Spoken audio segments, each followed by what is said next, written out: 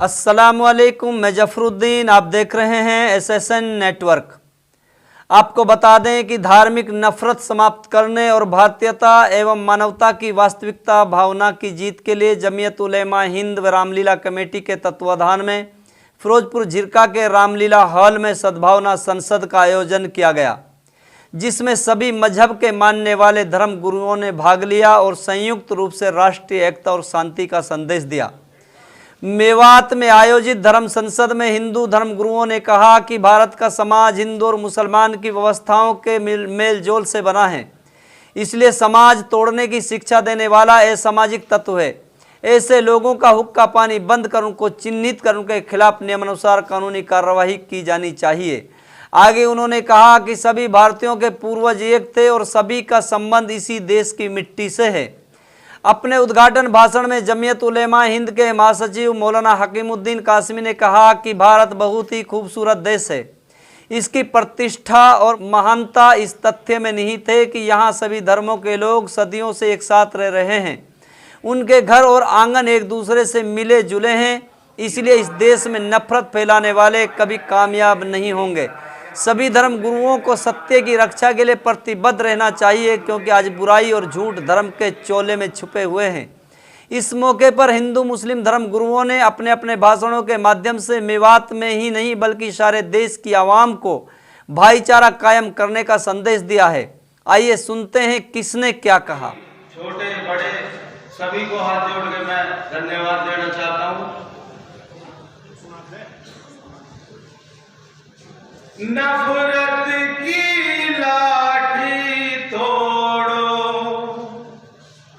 लालच का खंजर फेंको, इसके पीछे मत दौड़ो, तुम देश के पंछी हो देश प्रेमियों, आपस में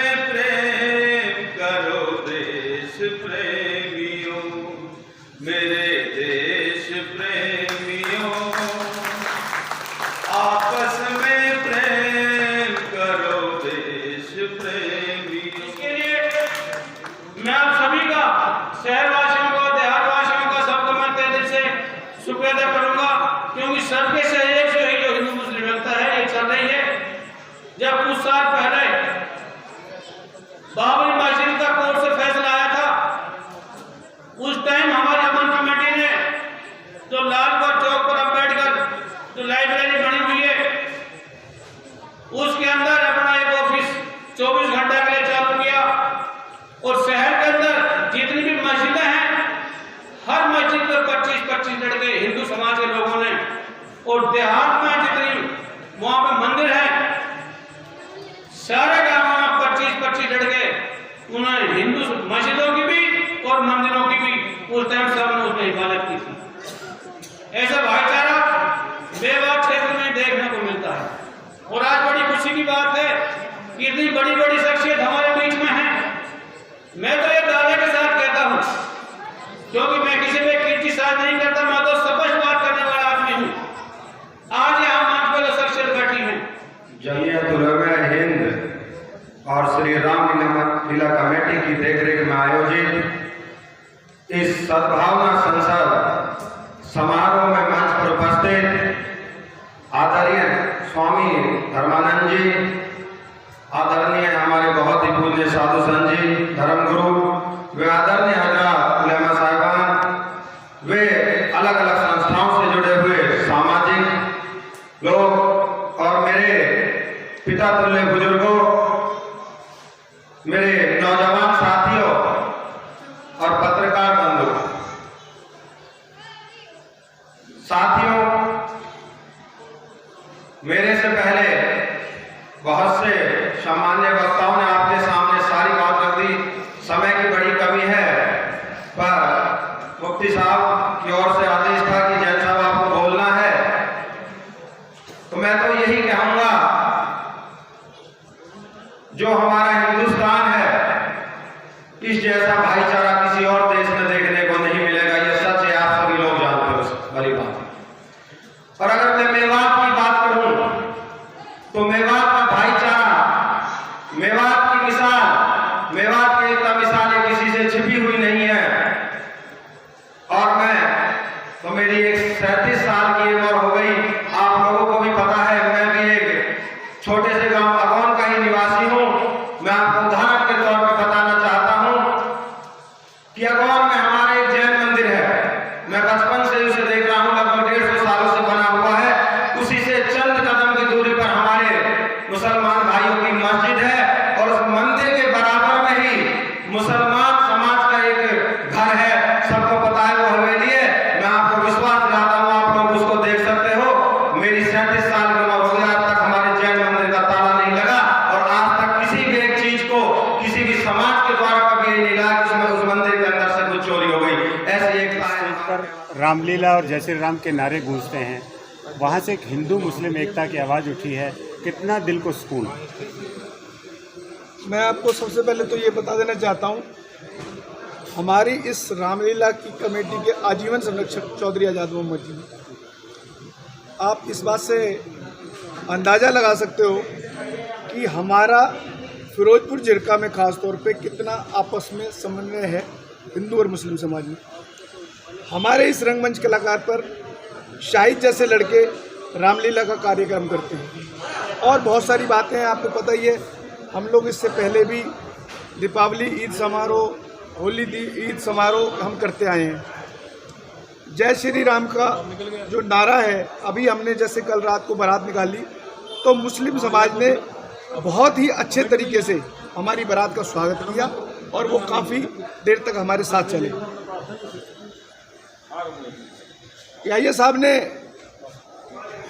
एक छोटा सा प्रपोजल रखा था, तो हमें तो ये लगा कि ये प्रोग्राम हम कर रहे हैं, हम ऑलरेडी ऐसे करते आ रहे हैं और इससे देश विदेश में दूर तक जो लोग मेवात को बदनाम करना चाहते हैं, जो ये देखना चाहते हैं कि भाई यहाँ किस तरह से नस्ली हमला हो और वो हमारे को अलग अलग करना चाहते हैं, हम उनको ये संदेश देना चाहते हैं कि हम उनके बहकावे में ना आकर हम लोग अपनी सभ्यता को, अपनी गंगा यमुना सभ्यता को बिल्कुल बचा के रखेंगे और एक दूसरे का सहयोग करेंगे। किसी भी तरीके की कोई भी आफत मुसीबत आएगी उसको हम बैठाकर अपने यहाँ हल कर लेंगे। हमें हमारे मामले में किसी को दखल देने की कोई आवश्यकता नहीं। पत्थर से दिया जाए तो फिर रास्तों में रोड़े ही रोड़े होंगे, लोगों को निकलने का रास्ता नहीं होगा। जैसे कि मिसाल के तौर पर ये धर्म संसदें हुई थी जिसमें भगाने, मारने, काटने का नारा दिया गया और उसी ज़बान में ये जवाब दिया जाता तो फिर जो है हमारा मुल्क किस हाल में पहुंचता। तो हम इसलिए इस धर्म संसद के जवाब में सद्भावना संसद का जवाब शक्ल में जवाब देना चाहते हैं कि कांटों का जवाब फूलों से देना चाहते हैं, क्योंकि ये मुल्क हमारा ऐसा गहवारा है जिसमें हर तरह के फूल और हर तरह के दरख्त और हर तरह की जो है पहाड़ और हर तरह की बूटियाँ मौजूद हैं, तो सबको बर्दाश्त किया जाता है। तो इसलिए हमें भी इस मुल्क में सबके साथ जुड़कर और मिलकर काम करना है, ये ज़रूरत पेश है। धर्म से सद्भावना संसद का जो कार्यक्रम है, इसका कारवां कहाँ तक जाएगा? इसका कारवां तो फिलवक्त तो जो है जमीयत उलमा ने 29 जुलाई की वर्किंग कमेटी हुई थी, उसमें पूरे मुल्क में एक साल में 1000 सद्भावना संसद करने का प्रोग्राम किया था, जिसका 28 अगस्त में 127 प्रोग्राम हुए थे और आज फिर 24 सितंबर से 28 सितंबर तक फिर ये पूरे मुल्क में प्रोग्राम हो रहे हैं। तो अभी रिपोर्ट नहीं आई है कि इस बार कितने हैं, तो इस एतबार से यानी कि 1000 शहरों में ये आवाज़ बुलंद करनी है, क्योंकि शहरों से ही आवाज़ जो है देहातों में पहुंचती है।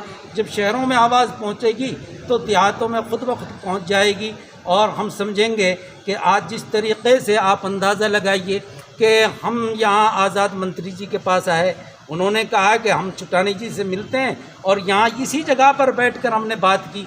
चुटानी जी की जैसी आवाज़ और जैसा मीठा अल्फाज और जैसी उनकी जो है सभ्यता और जैसा उनका स्वागत और इस्तकबाल हमने देखा, तो फिर हमने सोचा कि नहीं, वो लोग जो बकते हैं, कहते हैं मेवात को बदनाम करने की साजिश रचते हैं, वो चीज़ नहीं है। देखो ना कैसा प्यार है। उन्होंने कहा कि जी ये मंच आपका है, आप इस पे कर सकते हैं, और हम माइक का और पानी का और जो है जितने भी लोग आएंगे उनके खाने का पीने का सबका इंतज़ाम हम करेंगे। आपको तो सिर्फ मेहमान बनकर आकर बैठना है। हम इनके बहुत बहुत शुक्रगुजार हैं। तो आप इससे अंदाज़ा लगाइए कि ये धर्म सद्भावना संसद का कितना नफ़ा, ये पैगाम जब जाएगा, तो चाहे वो उत्तर में हो चाहे वो दक्षिण में हो, तो देखेंगे कौन मेवात, जिसको लोग मेवात ऐसा कहते थे, ये तो मेवात ऐसी है। तो इसका पैगाम जो जाएगा तो मैं समझूंगा कि ये हिंदुस्तान के लिए बहुत नफ़ा बख्श है। चटाने